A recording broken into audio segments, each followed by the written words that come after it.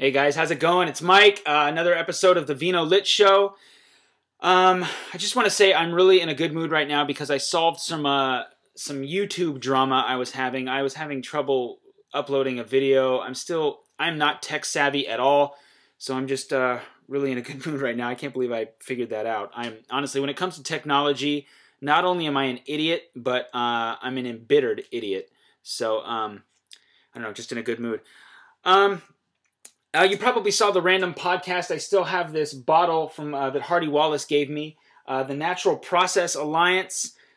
He told me what the red wine was composed of. It's on my iPhone, but I'm not going to make you guys wait while I look it up. It's a very, again, unique, unorthodox, a brilliantly executed blend. I really like it. Check it out. And also check out Hardy Wallace at Dirty South Wines. I think it's Dirty South Wine or dirtysouthwines.com. I left his card downstairs. I'm so unprepared tonight because I am in such a good mood and I'm on such an ego trip. So check him out, Hardy Wallace. Okay, one thing you're probably wondering is where's the special guest? He's not here. He flaked on me. So no, he didn't flake on me. He had other obligations, but I will get him on the show, and we'll talk about a different topic because I do want to talk about tasting room ethics tonight. But first, I want to talk about a wine that was given to me a couple days ago. A very nice, very wonderful representative from Family Wineries in Kenwood came in and gave me a complimentary bottle of this 2005 Dry Creek Zinfandel from Collier Falls. 2005 Zinfandel, Dry Creek Valley, Collier Falls. And you can find it at Family Wineries in Kenwood. That's like right next door to Mayo, their reserve tasting room. So let's take a little taste and see what happens. First of all, I'm already biased. I'm going to admit my bias to you. And if you've been reading my blog, The Dry Creek Love Affair, you know that I love anything Dry Creek. So prepare for a very biased opinion. I'm just joking. I know it's good. I've already tasted it, but I'm still biased. Let's see. A dark, spicy fruit presentation on the nose. It says it's like 15.5% alcohol, which isn't, abnormal for a Zin, but I don't smell any alcohol at all. I mean, all I smell is just fruit, velvet, spice, a little bit of earth, pepper, a twinge of mint. That's kind of interesting. Let's check it out.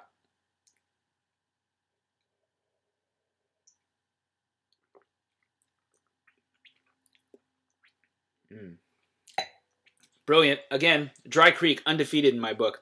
Very well composed Zinfandel, consistent. Yeah, you definitely get a lot of pepper on the finish. And if you notice I was closing my eyes, I wasn't trying to be all deep and superficially reflective. I had something in my eye, and I've had this thing in my eye even in the tasting room today. So, speaking of tasting rooms, let's talk about tasting room ethics. How much time do we have? Flies. Tasting room ethics is actually pretty simple, and I'm not going to give you some self-anointed diatribe here.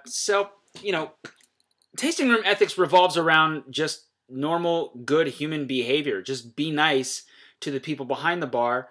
They're going to be nice to you, or they should be nice to you no matter what.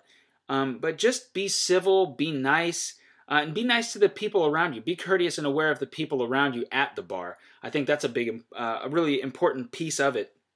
The other day, I witnessed two people making fun of each other's accents. One couple was from Massachusetts, Boston, and the other was from New York. And they kind of engaged in a playful banter, but it evolved into a little uncomfortable seriousness.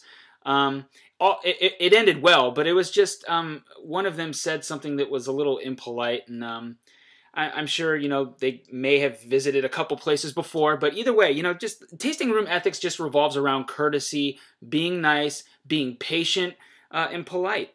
That's really all I have to say. I mean, I've been, there's a lot of people who are like customer service snobs. I've been to tasting rooms. I see how busy they get. I'm a very patient guy. So, and maybe that's, I don't know, maybe that's a flaw or a fault, but just be patient and be nice in the tasting room and have fun. You're there to have fun. If you're in a bad mood, if you don't want to have fun, you really shouldn't be in a tasting room. Wine is about fun. So that's really all I got for you. Movies. I haven't seen anything in the theater in a long time. I really don't even have the pocketbook. I reserve my money for buying wine. I don't know if that's a good thing, but wine and what else do I buy? You know, sometimes wine and food. So that's really bad. I need to start learning and teaching myself how to cook. So if anybody out there wants to email me a recipe, a really simple recipe that maybe a disabled monkey could do, I'd really appreciate it. So anyway, the movie that I most recently watched was it's so lame and trite, but Sideways. Sideways. I like that movie. I mean, a lot of people bash on it because of the Merlot slander. If you reacted to that movie in such a way that you never drank Merlot because of the 3 seconds of defamation that Miles uttered, then you're an idiot. I'm sorry. I mean, first of all, I don't like Merlot to begin with, so the movie really didn't do anything in that regard. But I just really dig the movie. I like the humor. I like the progression of the characters. I like the cohesive delivery of the storyline and the the pervading themes. I just really like Sideways. Yeah, and I actually received an email on that the other day. I don't even know why, but somebody said, somebody emailed me and said, do you like Merlot? As a rule, no. I typically don't like Merlot. I like Cheval Blanc blends, which is also connects to Sideways. I like Cheval Blanc blends, and Merlot is a dominant varietal in that. But typically, I don't really like Merlots. But every so often, I'll come across one that's okay. But anyway. The tasting room, man, is so exciting. Today, lots of great characters. And you talk about positivity and good behavior and, good ethics and what have you, just being a nice person. That's all I saw today. I got off a little early. I left at like 2, I think. But just really nice people today, out to have a good time. And that's what wine is really all about, the occasion. Last night, I was, as you saw on the mini podcast, I was at Cellars of Sonoma. And the reason why I said yes, again, for all you people wondering, is because I received an email asking me how much time do you spend at Cellars of Sonoma? A lot. I like it there. And you know what? You should go check it out too, because you would love it there. It's a cool place, so check it out. Music. I don't really think that I've talked about music a lot on this podcast ever. There are so many really, really cool mixtapes on iTunes and trip hop, ambient. Maybe I have talked about this before, but anyway, I've just been finding a lot of cool stuff on iTunes. A lot of really neat remixes that Thievery Corporation has done. As many of you know, I love Thievery Corporation. A lot of underground and not mainstream hip hop. I've been listening to a lot of that.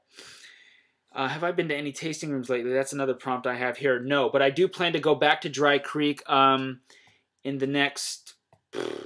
I might even get out there tomorrow. I'm not really sure, to do another installation, the third installation of the Dry Creek Love Affair. And this could be an installation for the Dry Creek Love Affair. I love Dry Creek. I'm going to pour myself a little bit more of this. Am I pairing this with anything tonight? Somebody emailed me something about that. How often do you do pairing, and how good are you at it? I'm not good at it at all. How often do I pair? Well, because I'm not good at it, I don't really do it that much. I know the basics, I guess. Like cab with steak and, Zin with, like a red pasta. And I don't even know if that's right. So I'm always looking for advice in that regard. But first I need to learn how to cook. So let's take another sip of this Dry Creek Zin 05.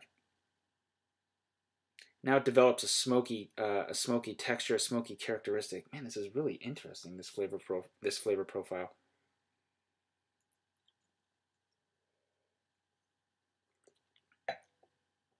Yeah, nice. I don't know if I'm going to buy any. The pocketbook, as I said, is running a little thin. Somebody today asked that, or said that, I couldn't live here. I'd go broke. Yeah, that is always a concern. You can only buy so much wine. So save your money, people. And by people, I mean me too. I need to follow my own advice. That's all I got today for tonight for the vinoLit show. Check out Hardy Wallace at Dirty South Wine. Check out Family Wineries. Check out Mike's Log No Blog. Obviously, you're checking it out now if you're watching this. And I will talk to you next week, where I will be tasting another awesome wine from Dry Creek. Dry Creek. Peace.